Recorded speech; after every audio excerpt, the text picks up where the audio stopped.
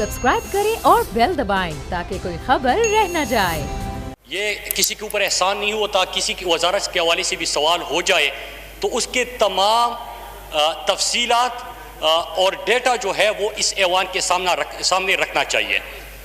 लेकिन उसके साथ साथ एक बात बड़ी अजीब लगी मुझे, और वो ये कि अगर आप लोग यहाँ पे बात करेंगे, जिस तरह के एक वज़ीर साहब का हवाला दिया गया, उन्होंने तो सवाल किए थे, हो सकता है सवालात सख्त हो सकता है कि आपकी नज़र वो नामुनासिब हो, लेकिन उसमें कोई गालम गलोच या कोई अखलाक से गिरी हुई बात उन्होंने नहीं की। लेकिन उसका अगर ये एक सीनियर रहनुमा की तरफ से ये जवाब आएगा कि क्या आप लोग अपनी लीडरान को ज़बरदस्ती चाहते कि उनके लिए गालम गलोच के अल्फाज इस्तेमाल हो, तो मेरे ख्याल से ये नामुनासिब होगा। हर किसी का यहाँ पे हक है कि वो बात करे, अवामी इशूज़ इस ऐवान के अंदर लेके आए, लेकिन कोई भी, चाहे ट्रेजरी बेंचेस हो चाहे अपोजिशन के बेंचेस हो, किसी को ये हक नहीं पहुंचता कि वो अखलाक से गिरी हुई जो है बातें करे, गालम गलोच दे। स्पीकर साहब, एक इशू मैं भी इस ऐवान के सामने रखना चाहता हूँ। कई दिनों से पाकिस्तान के अंदर एक बहस शुरू हो चुकी है।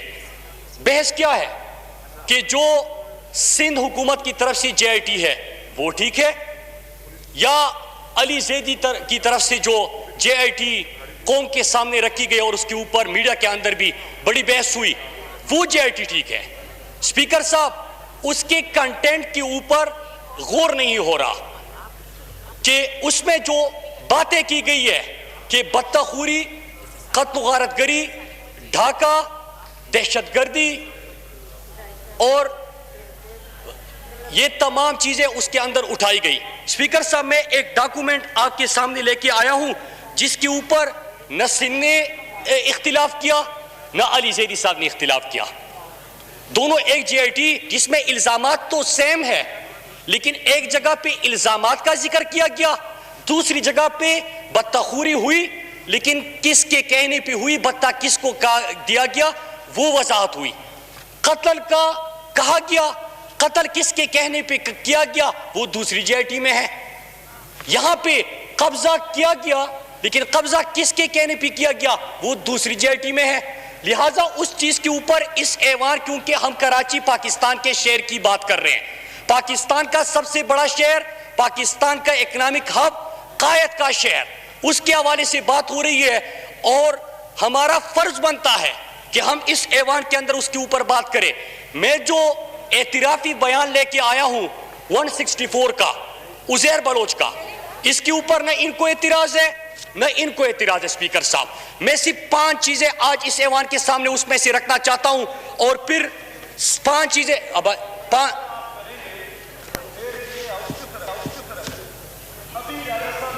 नहीं तो मैंने कौन सी गाली दी है?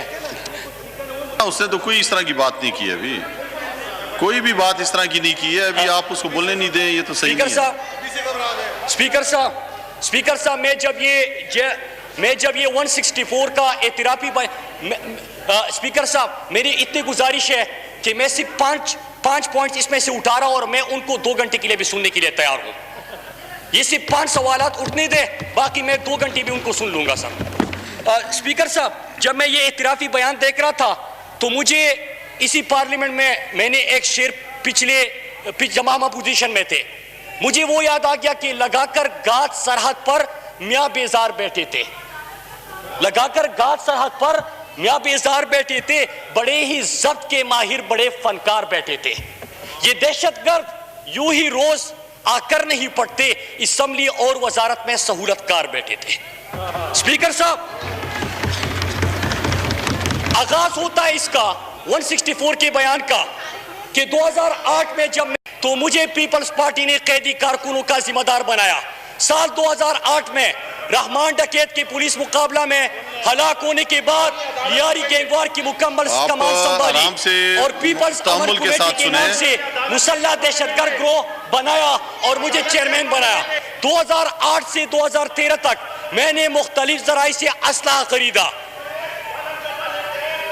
पुलिस मुकाबले, अगवा बराए तवान, कत्ल गारतगरी, थानों पर हमले, सियासी जलसों और हड़तालों को कामयाब बनाने के लिए मैंने ताकत का मुजाहिरा किया पीपल्स पार्टी के कहने पे।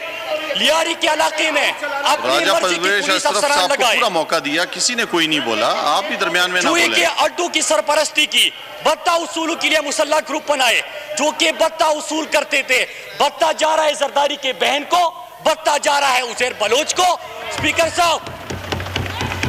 स्पीकर साहब मैं 3-4 पॉइंट्स उठाना चाहता हूं आखिरी, जो अहम तरीन है, और मैं चाहता हूं स्पीकर साहब, पहली चीज स्पीकर साहब जवाब लेना चाहते हैं कि उजैर बलोच कहता है कि मैंने कत्ल करना था, कत्ल के लिए 3 पुलिस मोबाइल है मैंने जमा की। Inspector Yusuf Baloch, SHO Javed Baloch, inspector Chand Khan, मैंने इनको इस्तेमाल किया, बंदे अगवा किए, पुलिस मोबाइल इस्तेमाल किया, सरतन से जुदा किया, उसके ऊपर फुटबॉल खेला, उसकी वीडियो बनाई, लाशों को आग लगाई, सरपरस्ती आपकी।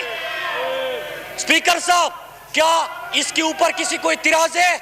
नहीं है, वीडियो बनाई गई, रिकॉर्ड 164 का बयान है। आप बैठ जाएं, आप अपनी निशस्त पे बैठ जाएं, मौका मिलेगा, मौका देगा सर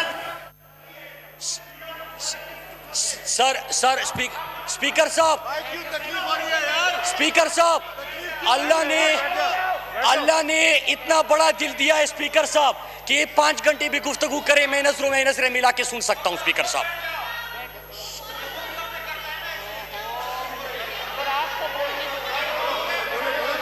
साहब फिर उसके बाद क्या होता है? मौका दिया है, पूरा मौका दिया है आपको।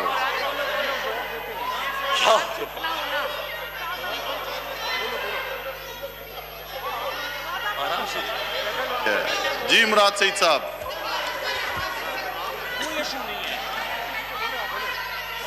उनको दिया पूरा, किसी ने दरमियान में नहीं बोला। स्पीकर साहब फिर उसके बाद कहते हैं मैंने सेनेटर यूसुफ बलोच के कहने पर 500 से ज्यादा नौकरियां जराइम पेशा अपराध में तकसीम की। स्पीकर साहब आगे कहते कि मैंने अवैस मुजफ्फर टप्पी को आसिफ जरदारी के लिए 14 शुगर मिलों पर कब्जे में मदद के लिए इस्तेमाल किया। फिर आगे कहते हैं कि मैंने अपने गिरोह के 15-20 लड़के आसिफ जरदारी के कहने पर बिलावल हाउस में भेजे, जिन्होंने बिलावल हाउस की गर्दनवा में लोगों को हरासा किया और 30-40 घर खाली करवाए। स्पीकर साहब आगे कहते हैं स्पीकर साहब दस्तगीर को दिया। सब्सक्राइब करें और बेल दबाएं ताकि कोई खबर रह न जाए।